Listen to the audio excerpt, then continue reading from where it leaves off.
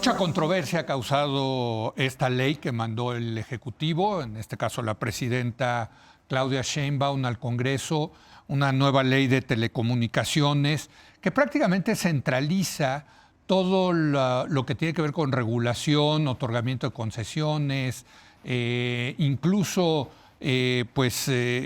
manejos de contenidos, cancelaciones, multas, etcétera, en una nueva agencia, la Agencia de Innovación Digital que dirige Pepe Merino. Y bueno, pues ha causado tanta controversia que todo indica que no la van a sacar al vapor.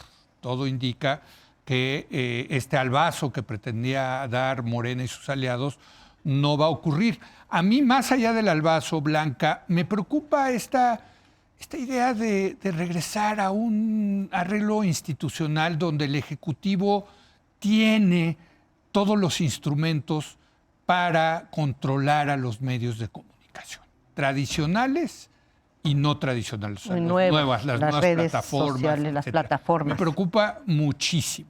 Sí, yo coincido en que hay, digamos, amenazas y riesgos para la libertad de expresión, sí, para la libertad de información y para el resguardo y seguridad de nuestros datos personales. Esas son las tres áreas, digamos, de riesgo que yo percibo. El titular de las facultades para regular todo este sector estaban en uno de los órganos constitucionales autónomos que desaparecieron formalmente en diciembre pasado, el IFETE, que ya de por sí era un bicho raro, porque en parte era órgano regulador, distribuía, por ejemplo, las concesiones, pero también era el encargado de asegurar la competencia al interior del sector, cosa que no...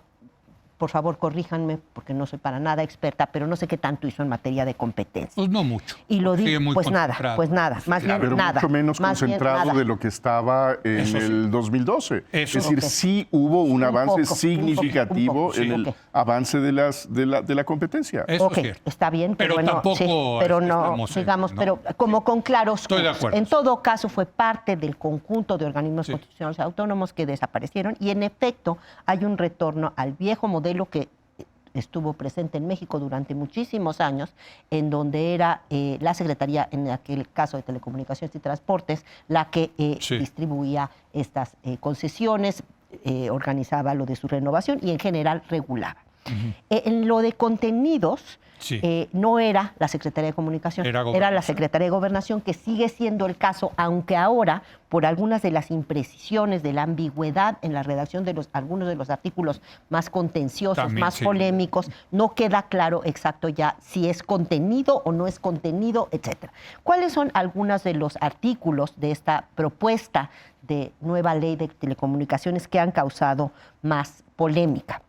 La primera es el artículo 109, que plantea que a la petición de las autoridades competentes, y no define cuáles serían estas, la Agencia de Transformación Digital y Telecomunicaciones podrá bloquear, que es esta nueva agencia que se creó y que ahora va a ser el órgano regulador, podrá bloquear temporalmente, tampoco se especifica esto de temporalmente cuánto tiempo, una plataforma digital, tampoco se especifica lo de plataforma digital, en los casos en que sea procedente por incumplimiento a disposiciones u obligaciones previstas en las respectivas normativas que le sean aplicables. Más ambigüedad imposible. Dice luego que va a sacar un reglamento en donde todo esto va a quedar especificado. Pero esto ha causado pues una gran polémica.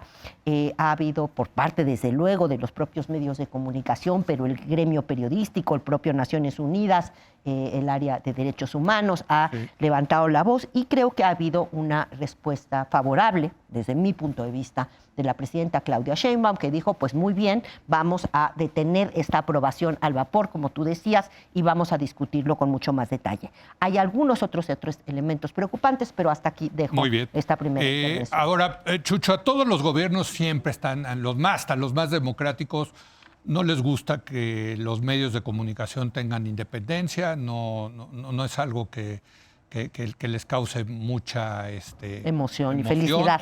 No. Todos tratan de intervenir, todos tratan de influir, Pero aquí el tema es que esto es un cambio estructural en las leyes que le dan un gran poder a esa agencia.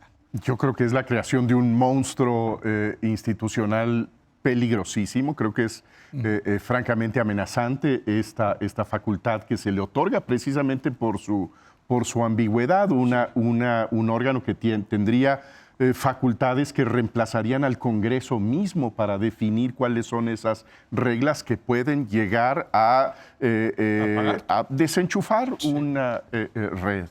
Y yo creo que la presidenta ha reaccionado pues correctamente ante el escándalo que suscita este artículo, pero los problemas de la ley yo creo que tienen que ver con su concepción. Tienen que ver con la idea de que hay que concentrar en un órgano las facultades que estaban antes en una institución propiamente técnica, que yo creo que ha dado muy buenos o dio muy buenos resultados al país, que estaba formado por ingenieros, por técnicos, por personas competentes en su asunto, y todas estas facultades se le dan a el favorito de la presidenta de la República. A mí me parece que por talentoso que nosotros imaginemos que es el titular de esta agencia, pues no hay capacidad, no habría posibilidad para lidiar con los asuntos que tiene en la mesa, que ha tenido en la mesa el IFETEL. Es una medida, dice hoy Irene Levy, que ha estudiado muy a fondo desde hace mucho tiempo estos asuntos. Es una reforma que concentra poderes en una institución, que desalienta la inversión porque genera regímenes muy disparejos, violando el Tratado de Libre Comercio, y además que tiene este propósito que es, me parece, abiertamente censor. Y además creo que nuevamente estamos viendo el estilo de legislar del nuevo régimen, que es una ley que se presenta por la noche, sí, y que se aprueba en comisiones en unas cuantas horas. Sí. Una ley que no convoca, un proceso en donde no se convoca a los concesionarios, a los integrantes de la industria, en donde no se escucha la opinión de quien era el encargado de la regulación, sino que es una iniciativa que sale de la oficina de este predilecto de la presidenta Sheinbaum. Sí me parece que es este ejemplo perfecto de un régimen que ya tiene la mecánica del autoritarismo y que no da lo que había ofrecido Claudia Sheinbaum, que es competencia técnica y capacidad administrativa. Bueno, y yo a mí la verdad no me ha sorprendido, porque yo creo que está en el manual de operaciones que dejó López Obrador, de concentrar el poder y de controlar a los medios de comunicación. Yo creo que está en esa tesitura, está en esa lógica. No, digo, por cierto, se le ha llamado la ley censura, ¿no? Creo que con esta cosa de tratar de ponerle un nombrecillo que se pegue más, pero va en esa lógica, Javier, va en la lógica de concentrar el poder y de nosotros ahora tenemos el poder y vamos a controlar los medios de comunicación. ¿O no? Yo creo que la lógica puede ser descrita desde distintas perspectivas y ahorita te doy una alternativa que no necesariamente es mejor, pero creo que también se debe de tomar en cuenta. Yo empezaría con el Congreso. Tú decías, eso de Albazo no me importa tanto. A mí me importa muchísimo y coincido con Chucho que el Congreso tiene que funcionar de una cierta manera o estamos en serios problemas.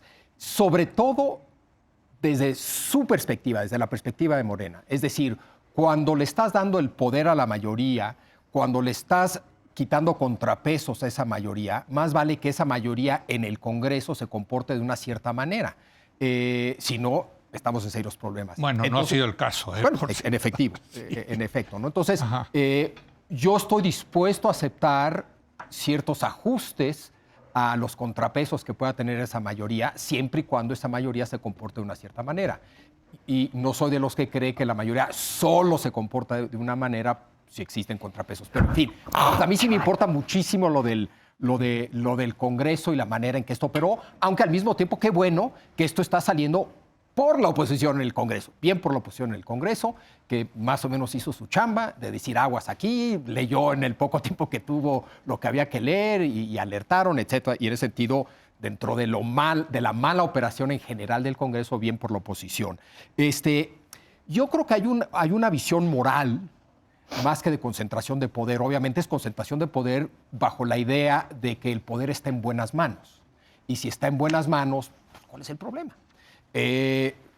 Uno puede cuestionar esa visión, pero ¿me entiendes? O sea... No, que mañana puede caer en malas manos. Pero yo creo que uno debe cuestionar esa posición, esa idea como de que hay que tener fe en la autoridad porque creemos que es buena. Yo no estoy diciendo que... Yo creo que hay que sospechar de entrada. Me parece muy correcto, ¿no? Sí, me parece correcto. Pero una descripción de que es poder y solo poder es muy distinta a una visión de que ellos creen que tienen la razón y la moral está de su lado y por eso están calculando. Claro. Te voy a decir por qué. Hoy en todas las democracias, lo estamos viendo, acabamos de hablar de Estados Unidos, hay un serio tema que tiene que ver con las redes sociales y todas estas nuevas plataformas, etcétera, etcétera. Lo vimos con Musk, sí.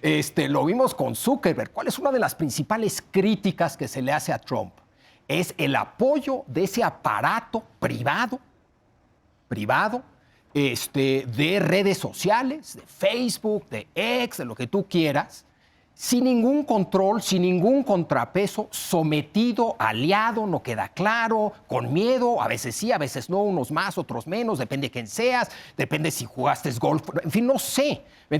En Inglaterra, en fin, en todas las democracias estamos viendo un debate de qué hacer con estos aparatos que son negocios, que operan con un sistema que te arroja nivel, etc. Entonces, algo hay que hacer. ¿Esto es lo que hay que hacer? No. Me queda claro que no. Es que lo que están proponiendo en México es concentrarlo en la agencia que además va a regular a la televisión, al radio, dar las concesiones.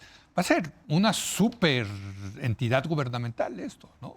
De acuerdo. Están concentrando todo esto en un ente, sí. Pero yo creo que la lógica es que lo que queremos es concentrar el poder para tener todo el poder. No es cierto eso. Es cierto, pero lo que está detrás de eso es que no se preocupen porque el poder está en buenas manos. Yo de verdad no estoy preocupado para nada. Me cae que duermo mientras está ahí Pepe Merino. En buenas manos. Duermo tranquilísimo. El problema es que mañana pueden quitar a Pepe Merino y pueden poner a, quién sabe, a un comisario político, como por cierto pusieron en la unidad de lavado de dinero, por ejemplo. Sí, ahora, pero yo creo que yo estoy de acuerdo con Javier otra vez. Hay un problema que no solamente está ocurriendo en México con lo de las redes sociales, en muchas partes del mundo, y cómo regularlo no está claro. Efectivamente, puede que no nos guste la forma o que tenga muchos problemas, la forma que está proponiendo resolver el problema, pero hay un problema. Y hay otro problema que yo creo que es otro al que responde esta iniciativa y este ánimo centralizador, sobre todo en el Ejecutivo. Estaba centralizado en el IFT. No es que no estuviera, estaba hipercentralizado y tenía además, por su condición de órgano constitucional autónomo, tenía ciertas competencias que eran paralegislativas y parajudiciales incluso, ¿sí? Pero era un órgano constitucional autónomo. Aquí regresa al Ejecutivo, esto es importante decir. ¿Sí? Pero sí hay un movimiento pendular que lo explica, me parece, ¿sí?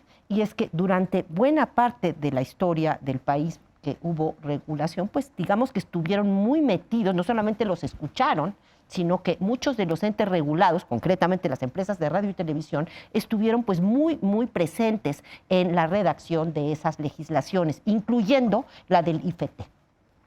Entonces, sí hay una reacción pendular en contra de lo que es percibido desde el gobierno y la mayoría gobernante como un régimen de regulación de la radio, de la radio y la televisión, que estaba totalmente capturado, no por la libre expresión en general, sino por la libre expresión de conglomerados mediáticos con enorme poder.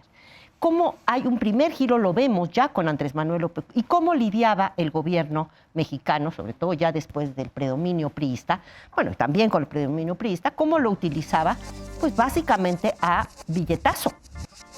Buscaba comprar a estos medios de comunicación para lograr obtener los resultados mediáticos y comunicacionales que quería. cambia con muy malos resultados, Pues sí. por ejemplo, en el caso de Peña. Vamos a decir que gastaron quién sabe cuántos miles de millones de pesos. Y al final no le redituó tanto. Llegó a ser presidente, ¿no? Bueno, sí. llegó a ser eso, presidente. En el contrato y base, luego- el contrato, exacto, ese sí funcionó. Algo ganó. Pero a ver, algo ganó. Pero muy luego importante. del gobierno. Pero luego ya con Andrés Manuel López Obrador hay un claro cambio de... Aquí ya no es tanto darles, hubo algunos a los que sí les dio, Sí. como más bien quitarles. ¿sí? Ya empezó más el garrote que la zanahoria. Así lidió de manera general, yo diría, Andrés Manuel López Obrador, y esto ya es pasar al siguiente escalón, la fase superior del garrote. Bueno, déjenme, tengo que hacer una pausa y tenemos que regresar ahora con el tema de la transparencia, que está de alguna manera relacionado con esto, ¿no? La desaparición de otro ente autónomo como era el INAI. Regresamos.